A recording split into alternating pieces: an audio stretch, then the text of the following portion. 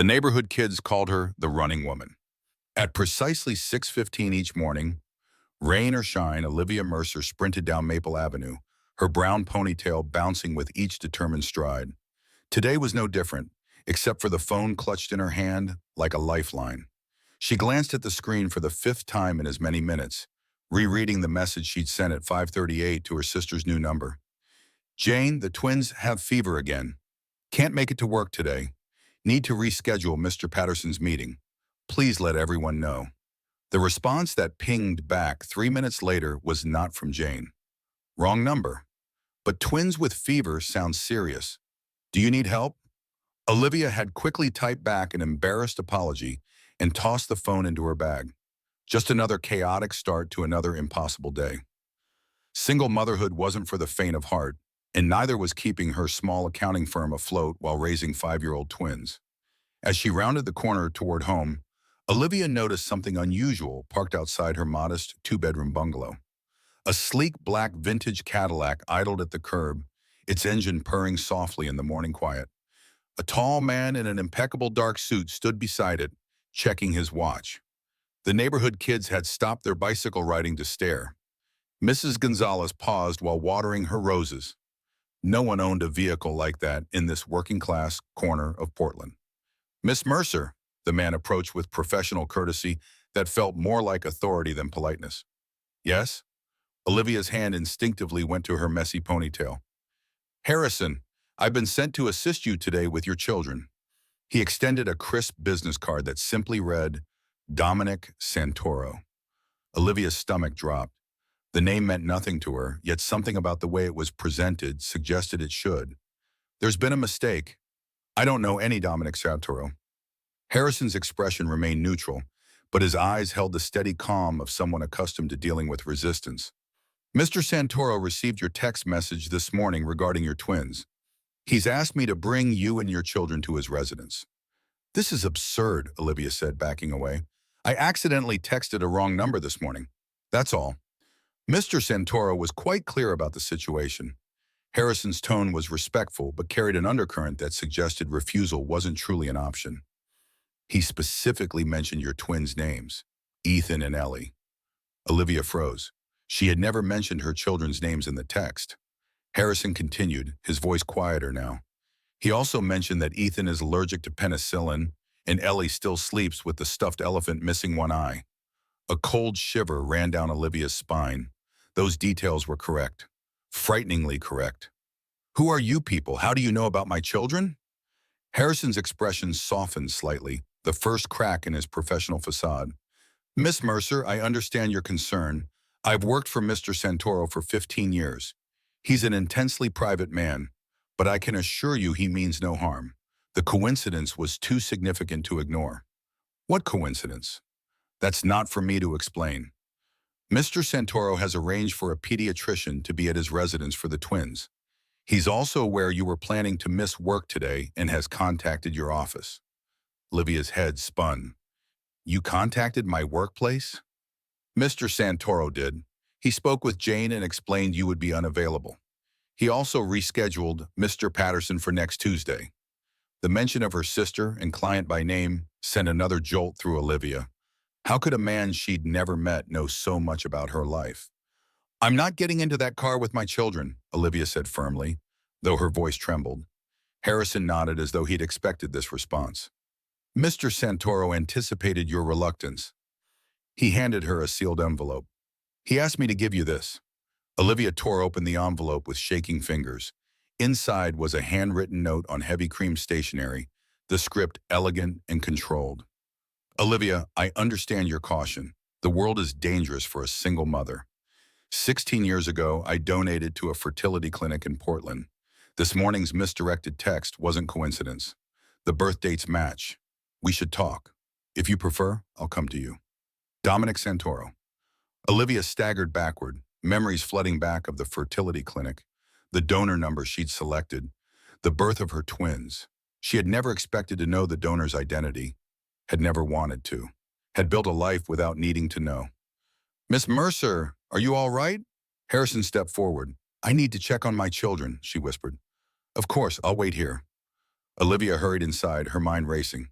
Her babysitter, Miss Chen, looked up from where she sat reading to the twins, both rosy-cheeked with fever. "Mommy," they called in unison, their faces brightening despite their illness. "There's a big car outside," Ellie exclaimed.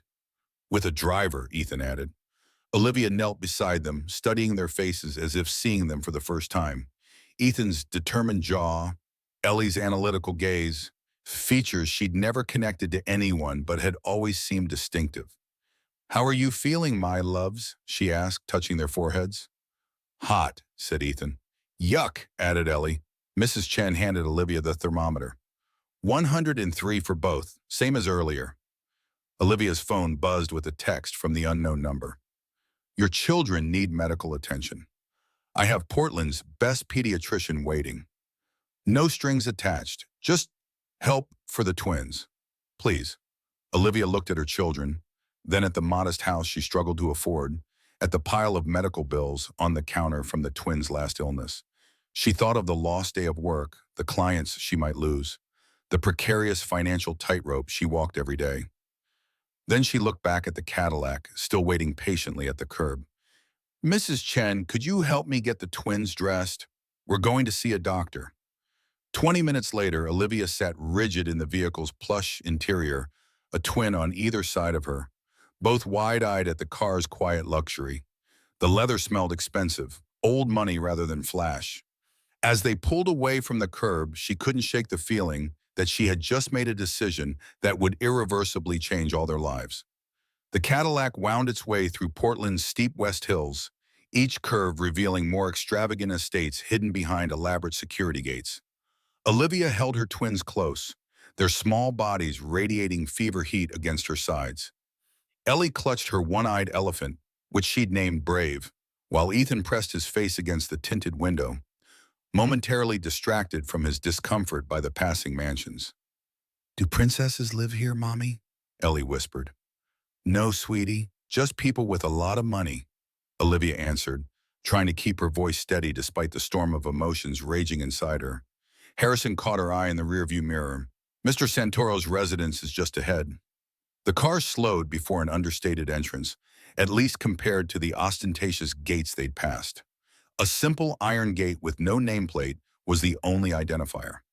The gates opened silently, revealing a winding driveway flanked by ancient Douglas firs that must have predated the city itself. Olivia had expected something imposing, perhaps a modern glass monstrosity or a European-style chateau. Instead, the house that emerged was a sprawling lodge built of warm cedar and stone, nestled into the hillside as if it had grown there naturally. It looked more like an old family estate than a showplace. "It's like a fancy cabin," Ethan observed, his usual enthusiasm dampened by illness. Harrison parked beneath a covered portico. "Mr. Santoro values privacy." The massive front door opened before they reached it, revealing a woman in her 60s with silver hair and kind eyes. "I'm Martha, the housekeeper. Please come in. The doctor is waiting." Olivia hesitated at the threshold, the magnitude of what she was doing suddenly overwhelming. She was entering a stranger's home, a powerful stranger who claimed a biological connection to her children. Martha seemed to understand her hesitation. "It's all right, dear. I've worked for Mr. Santoro for 20 years. He's an unusual man, but a good one. The children will be well cared for here." The interior was surprisingly warm. High ceilings with exposed beams, walls lined with books, comfortable furniture that looked actually used. No cold marble or sterile minimalism, just thoughtful comfort designed for living. The lighting was amber and soft, casting everything in warm shadows. A distinguished man with salt and pepper hair rose from an armchair as they entered a room overlooking a Japanese garden. "Miss Mercer, I'm Dr. Reynolds. Let's have a look at these little ones." The doctor's examination was thorough and gentle. He checked the twins' ears, throats, and chests, speaking directly to them with respect rather than talking over them to Olivia. "Classic case of tonsillitis," he concluded. "I've brought antibiotics, but I understand Ethan has a penicillin allergy." "Yes," Olivia confirmed, again unsettled by how much this household knew about her family. "I've brought alternatives," Dr. Reynolds assured her, opening his medical bag. "These should bring the fever down within hours." As the doctor administered the first doses, Olivia finally asked the question that had been burning in her mind. "Where is Mr. Santoro?" Martha exchanged a glance with the doctor. "He's in his study. He thought you might need time to settle before meeting him." "I'd like to see him now," Olivia said, her voice firmer than she felt. "Of course," Dr. Reynolds nodded. "The twins will be fine with me for a few minutes." Ellie looked up at Olivia with fever-bright eyes. "Can we stay here a little while, Mommy? I'm so tired of being sick at home." The innocent comment stung, a reminder of how limited their lives were. Here, surrounded by quiet luxury, even being sick seemed like an upgrade. "Just for a little while," Olivia conceded, smoothing Ellie's hair. "I need to speak with Mr. Santoro." Martha led her through the house, past rooms filled with carefully chosen art and artifacts that somehow avoided ostentation. They stopped before a heavy wooden door. The sound of muffled conversation came from within. Martha knocked softly, then opened the door and discreetly withdrew. The study was lined with books and old maps. A large desk faced windows overlooking the Columbia River, but heavy curtains kept the room dim, lit only by amber desk lamps. The air smelled faintly of leather and old wood. Standing at the window, his back to her, was a tall figure in a dark suit. "Thank you for coming," he said without turning. His voice was deep and measured, each word carefully chosen. "How are the twins?" "They have tonsillitis. Your doctor is treating them." Olivia remained near the door, arms crossed protectively. "How do you know so much about my children?" Dominic Santoro turned slowly. He was in his early 50s, with dark hair silvered at the temples and piercing blue eyes that immediately made Olivia's heart stutter. They were Ethan's eyes, precisely. Not just the color, but the intensity, the way they seemed to process everything they saw. "I've known about them since they were born," he said simply. The statement was delivered without apology or explanation, just fact. Anger flashed through Olivia. "That's impossible. The donation was anonymous. I specifically chose an anonymous donor." "To you, yes," he gestured to a leather chair. "Please sit. This conversation will be difficult standing." Olivia remained where she was. "Are you saying you've been watching us for 5 years? That's stalking." A shadow crossed his face. "I haven't been watching you. I've respected your privacy. I simply kept myself informed about their health. Nothing intrusive." "And you expect me to believe that?" Olivia's voice rose. "A man like you just happens to respond to a wrong number text, and it's the mother of his biological children? What kind of coincidence is that?" "It wasn't coincidence," he admitted, moving to sit behind his desk, putting distance between them. She realized he was trying to make her feel safer. "I've had your number for years, in case of emergency. I've never used it, never intended to. But when I received your text this morning—" He paused. "It felt like fate." "Fate," Olivia repeated flatly. "Or manipulation." Santoro's expression remained measured, but something flickered in those familiar blue eyes. "I understand your suspicion. In your position, I would feel the same. But I assure you I've never interfered in your lives." "Would I?" The question burst from Olivia. "Why would a man like you care about two children you have never met?" For the first time, Dominic Santoro's composed facade cracked slightly. He looked down at his hands, strong hands that didn't look like they'd spent their life behind a back. "Because 16 years ago, I was told I would never have children of my own, a rare genetic condition." He looked up, meeting her eyes directly. "When I made that donation, it was before my diagnosis. When the clinic contacted me years later for updated medical history, they mentioned a successful birth. Twins." His voice dropped lower. "They were the only children I would ever father. How could I not care?" Olivia sank into the leather chair, her anger momentarily displaced by the raw emotion in his confession. The man before her, powerful and commanding, suddenly seemed vulnerable. "5 years," she said, her voice softer. "They're 5 years old." Dominic nodded. "Born April 12th, 6 weeks premature, but fighters from the start."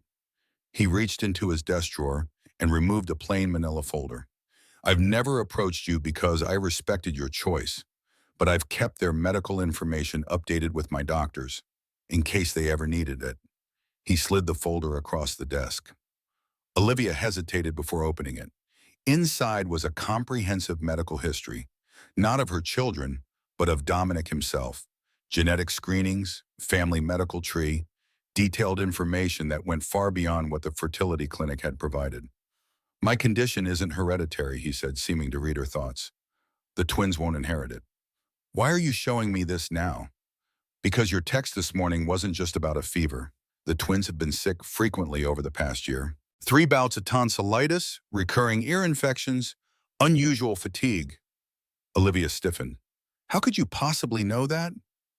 Portland isn't that big. Your pediatrician is considered one of the best in the Pacific Northwest. I have connections in the medical community. He leaned forward slightly. I'm not saying I've seen their records, but when patterns emerge, people talk. You've been monitoring my children's medical care? Olivia stood abruptly. That's a violation. I haven't seen their records, Dominic interrupted, his tone level but firm. Doctor-patient confidentiality is sacred. But when a woman with twins matching their description has been making frequent visits, I connected the dots. Olivia's protective instincts flared. Why, what do you want from us? To help, he said simply. Your children may need more specialized care than you realize. Dr. Reynolds isn't just any pediatrician. He's the head of immunology at Portland Children's Hospital. As if summoned by his name, a soft knock interrupted them. Dr. Reynolds entered, his expression professionally neutral. Miss Mercer, the twins are resting comfortably. The fever is already responding to medication. However, I'd like to discuss some observations with both of you. Olivia glanced between the doctor and Dominic, a chill settling in her stomach. What observations? The recurring infections, the pattern of their symptoms. I believe further testing is warranted. Nothing alarming, he added quickly, seeing Olivia's expression, but children shouldn't be ill this frequently. I've taken them to their regular doctor multiple times, Olivia said defensively. He says they're just building their immune systems. Dr. Reynolds nodded diplomatically. That's often true, but I'd like to rule out any underlying factors. I have access to comprehensive immune system testing that would provide a complete picture. Olivia felt trapped between gratitude for the concern and suspicion of the motives. And these tests, they're expensive, I assume. They would be, yet Dominic acknowledged, but cost isn't relevant here. It's always relevant to me, Olivia snapped, years of financial struggle making the words sharp. Something shifted in Dominic's expression. Not pity, which she would have resented, but understanding. Of course. Dr. Reynolds diplomatically excused himself, promising to check on the twins. When the door closed, silence stretched between Olivia and Dominic. I don't need charity, she finally said. This isn't charity, Dominic replied. It's responsibility. You fulfilled your responsibility when you made that donation 16 years ago. Legal, medical, ethical, all fulfilled. Dominic rose and walked to the window, his silhouette dark against the filtered light. Did you ever wonder why I donated to that particular clinic? The abrupt change of subject caught Olivia off guard. I assumed you were like most donors, young, needed money. A soft, humorless sound escaped him. I was 36 and already successful. My sister was a patient there. She couldn't conceive naturally. The clinic had a shortage of donors with certain characteristics. I donated as a favor. Did your sister use your donation? Olivia asked. No, she and her husband decided to adopt instead. By then my sample was in the system. He hesitated. When I received my diagnosis 2 years later, I notified the clinic. They were supposed to remove my samples from their active roster. Apparently they didn't. Olivia remembered the fertility counselor, the profiles. Number 7293 had stood out. Excellent health history, accomplished in both sciences and arts. The kind of genetics any mother would want for her child. They didn't tell me any of that. They wouldn't have known. A thought struck Olivia. If you're telling the truth about respecting my privacy all these years, why did you respond to my text? Why not just ignore it? Dominic's composed expression faltered. Because for 5 years, I've watched from a distance as 2 children who share my DNA have grown into remarkable people. Because when a text comes saying they're sick again from a number I've had but never used, it feels like the universe offering a rare second chance. His voice grew quieter. And because 6 months ago, my doctors gave me a prognosis I'm still coming to terms with. The implication hung in the air between them. Olivia felt the floor tilt beneath her feet. You're sick. The same condition that prevents me from having more children is progressive, he said with clinical detachment. I've been managing it for years with treatment. Recently, it's become more aggressive. Are you dying? The blunt question escaped before she could soften it. Eventually, we all are. His attempt at lightness fell flat. But yes, sooner than I'd planned. A heavy silence filled the room, broken only by the distant sound of children's laughter. The twins, feeling better from the medication, were apparently charming someone in another part of the house. Dominic's expression changed, softening as he listened. They sound happy. They're resilient, Olivia said, a mother's pride warming her voice despite the tension. They've never had much, but they find joy everywhere. Like their mother, Dominic observed quietly. Olivia wasn't prepared for the unexpected observation. Before she could respond, Martha appeared at the door. I'm sorry to interrupt, but the little ones are asking for their mother, and they've made quite an impression on Jason. Dominic's eyebrows rose slightly. My nephew is here? Arrived about 10 minutes ago. He's currently being instructed by your daughter on the proper way to host a tea party for a one-eyed elephant. The words your daughter hung in the air, making the abstract suddenly startlingly real. Dominic looked to Olivia, a question in his eyes. I should check on them, she said, rising from her chair. Olivia. He rarely used her first name, she realized. Before you go, you should know that meeting them was never my intention. But now that circumstances have brought us together, I would like to help secure their future. No strings attached. There are always strings, Olivia replied, years of hard-won independence in her voice. Not this time, he said with quiet certainty. You have my word. And what does that mean? She challenged. It means everything, he said simply. When I give my word, it's kept. That's how I was raised.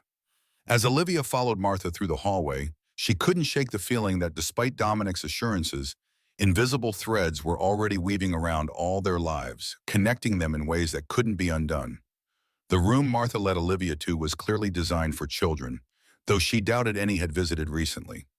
Shelves lined with books and educational toys stood alongside a miniature table where Ethan, Ellie, and a young man in his 20s sat on child-sized chairs, engaged in serious conversation over cups of what appeared to be hot chocolate. Mommy, the twins called in unison, their earlier lethargy replaced by excited energy. Their cheeks remained flushed, but their eyes were brighter. The medicine made us better, Ethan announced proudly. And Jason knows how to make elephant noises for Brave, Ellie added, holding up her treasured toy. The young man stood, unfolding his lanky frame from the tiny chair, with good-natured awkwardness. He had Dominic's jawline but warmer eyes. Jason Santoro, he introduced himself. Your children are incredible. Ellie has already informed me that my elephant impression needs work, and Ethan has redesigned my phone's organization system. Despite herself, Olivia smiled. The twins had always been precocious, often leaving adults bemused in their wake. They tend to take charge of situations.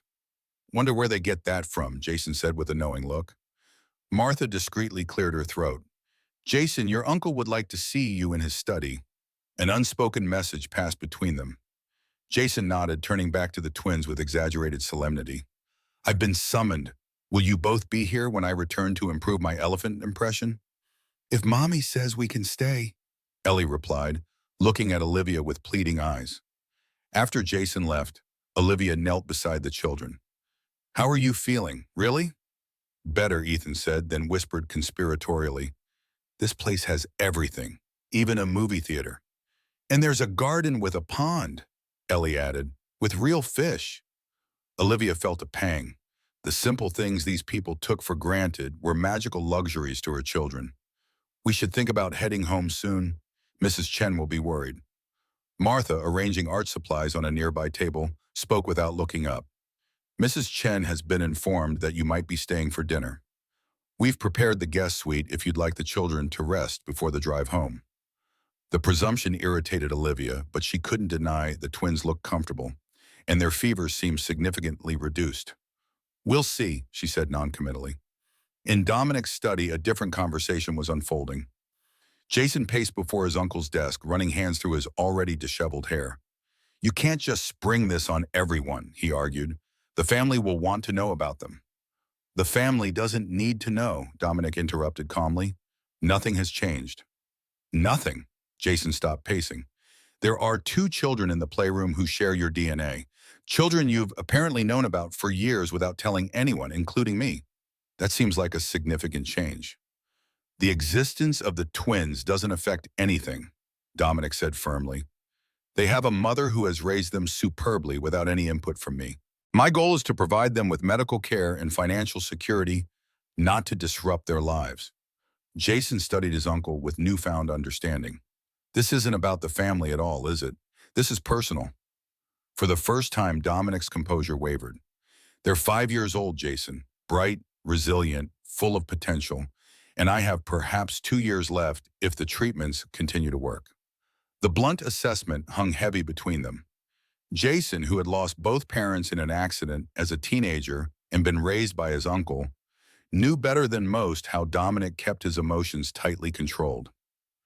This rare vulnerability spoke volumes. What about their mother? Jason asked on quietly. She seems formidable. A ghost of a smile touched Dominic's lips. She is. Olivia Mercer built a successful business while raising twins alone. She's never taken the easy path, which means she won't simply accept your help. Precisely the challenge. Back in the playroom, Olivia watched her children with mixed emotions. They had adapted to their luxurious surroundings with the easy flexibility of youth, currently absorbed in an elaborate art project Martha had set up. The housekeeper moved around them with practiced efficiency, anticipating their needs before they voiced them. You're very good with children, Olivia observed. Martha smiled, a hint of sadness in her eyes. I raised Mr. Santoro's nephew after his parents died. Before that, I helped with Dominic himself when he was young. What happened to Dominic's parents? Martha handed Ellie a fresh cup of water for her paintbrush. His mother died when he was 12, cancer. His father retreated into work afterward, leaving Dominic largely in my care. Dominic was brilliant but lonely, always solving problems, taking care of others. By 16, he was already building what would become his legacy. The portrait Martha painted was at odds with the intimidating man Olivia had met. Before she could ask more questions, Dr. Reynolds appeared at the doorway. Miss Mercer, could I have a word? The preliminary blood work results are back. Olivia's heart stuttered. Is something wrong?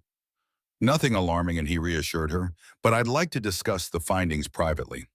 In a sunlit sitting room, Dr. Reynolds explained that while the twins' immediate infection was responding well to treatment, their blood work showed unusual immune markers that warranted further investigation.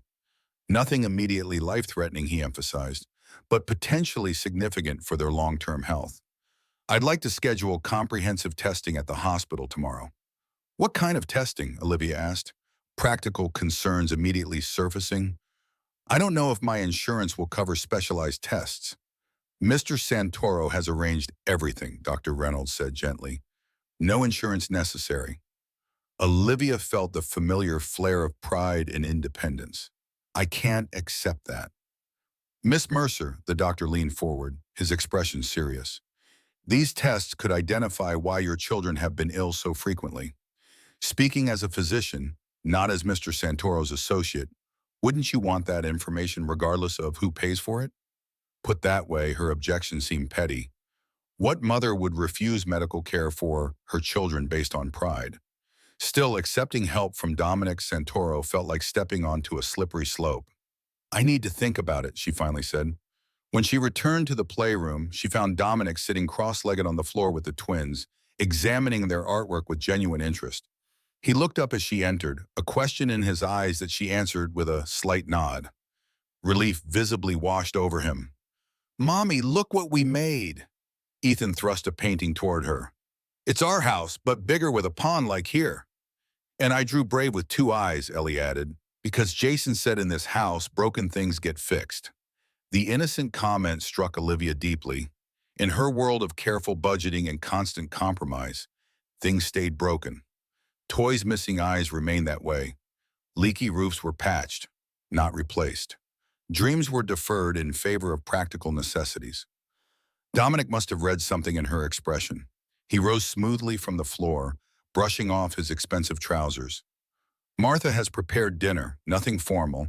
The children mentioned pizza as their favorite. Homemade pizza? Ethan exclaimed. With real cheese that stretches? Over dinner in a surprisingly cozy kitchen nook, Olivia watched as her children chatted animatedly with Dominic and Jason, describing their school, their friends, their dreams with the unfiltered enthusiasm of 5-year-olds. Dominic listened with undivided attention, asking thoughtful questions that revealed genuine interest. He didn't talk down to them, didn't dismiss their concerns as childish. He treated them with respect. Later, as the twins dozed on a plush sofa, their energy finally depleted by medication and excitement, Dominic led Olivia to a terrace overlooking the twinkling lights of Portland below. The evening air was cool and the city stretched out like a blanket of stars below them. "They're extraordinary," he said quietly. "You've done an amazing job raising them." "They make it easy," Olivia replied, the simple truth of motherhood. "They're good people, even at 5. "I'd like to establish a trust for them," Dominic said, his tone carefully neutral. "For education, healthcare, opportunities you might not otherwise be able to provide." Olivia tensed. "I've managed for 5 years without your money." "And you've done admirably." His voice held no condescension, only respect. "But I'm not offering this as charity or to undermine your independence. I'm offering because it's what a father should do. Provide for his children's future." The word father hung between them, loaded with implications neither had fully addressed. "You're not their father," Olivia said more gently than she'd intended. "You're their biological donor. There's a difference, Bernard." "I know." Dominic turned to face her fully. "And I'm not asking to change that. I don't expect to suddenly play dad to children who've never known me. But I would like the chance to know them in whatever capacity you are comfortable with. And regardless of that decision, I want to ensure they have every advantage." In the quiet that followed, Olivia thought about her children's future, the education she hoped to provide, the opportunities she wanted them to have, the constant worry about what would happen if she became ill or lost her business. She thought about the recurring medical issues that had plagued them, the answers the testing might provide. "If, and it's a big if, I agree to let you establish some kind of trust, there would have to be conditions," she finally said. "My role as their mother remains unchanged. All decisions about their upbringing stay with me." "Absolutely," Dominic agreed without hesitation. "And any relationship you develop with them would need to be consistent. No disappearing when things get complicated or when your condition worsens." A shadow crossed his face. "I can promise consistency for as long as I'm able. After that," he gestured toward the house where Jason could be seen through a window, checking on the sleeping twins. "My nephew understands the importance of family." Olivia followed his gaze. In just one day, Jason had shown himself to be kind, patient, and genuinely charmed by the twins. Another unexpected connection in this strange new reality. "We'll start with the medical testing," she decided, "one step at a time." Dominic nodded, accepting her cautious approach. One step at a time. As they stood side by side looking over the city, the first tentative framework of an unconventional family began to take shape between them. Not the family either had planned or expected, but one formed through chance, choice, and the unbreakable bonds of shared DNA. In the months that followed, the twins' health improved dramatically with proper treatment for their identified immune condition. Dominic became a steady presence in their lives, never overstepping, always respectful of Olivia's boundaries. The trust he established ensured they would never want for education or opportunity. And when 18 months later, Dominic's condition worsened faster than expected, it was Olivia who organized the twins' visits to his bedside. Their laughter and endless stories brought light to his final days. It was Olivia who explained to them with gentle honesty the complex connection they shared with this man who had become their friend. And it was Olivia who stood beside Jason at the private memorial service, their unlikely friendship forged through shared concern for two extraordinary children and respect for the complicated, brilliant man who had connected them all. A man who had kept his word until the very end, who had shown them that family could be built not just through blood, but through choice, respect, and the courage to protect what mattered most.